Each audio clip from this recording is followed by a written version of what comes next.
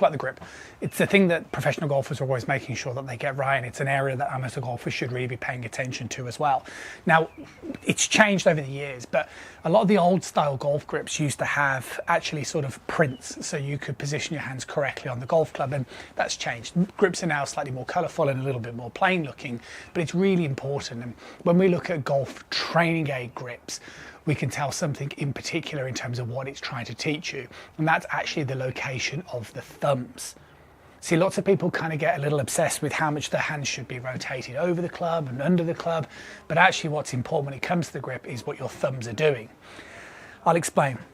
Your lead hand will go on the club, okay, and once you've put your hands on the club, as you can see from what I'm doing here, you notice the way my thumb is living down the right hand side of the club.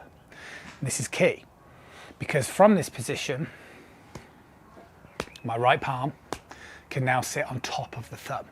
And that's going to be critical because particularly when it comes to the release, my right palm can apply pressure on towards my left thumb to help the club release through.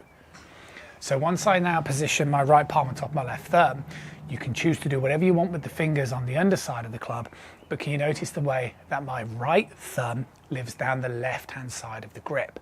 And that's why you'll notice all molded grip trainers are designed exactly the same way.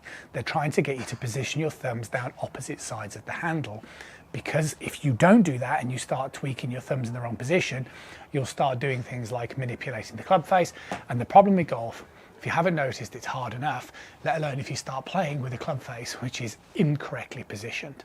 So the key thing that I want you to be aware of is when you next go to practice, is you want to get your lead hand on top, left thumb down the right hand side of the grip, right palm sits on top. And a great drill would be to hit some shots where you position your right hand on, take away all of the contact with the club on the right hand apart from with the palm, and do some half swings, okay, like so. And then you'll notice the way that your palm applies pressure. So if I swing towards you, my right palm applies pressure and it keeps in contact with my left thumb, even in this position. And this is absolutely key. If you can't do this, okay, like I say, you can say I'm only doing half a swing, okay, and then let's say my right hand stops. Yeah, this is why you'll notice that you'll get flippy and inconsistent. So be careful of your grip. Don't get too obsessed. The important thing is the thumbs. Right palm on left thumb, back and through. I'll see you soon.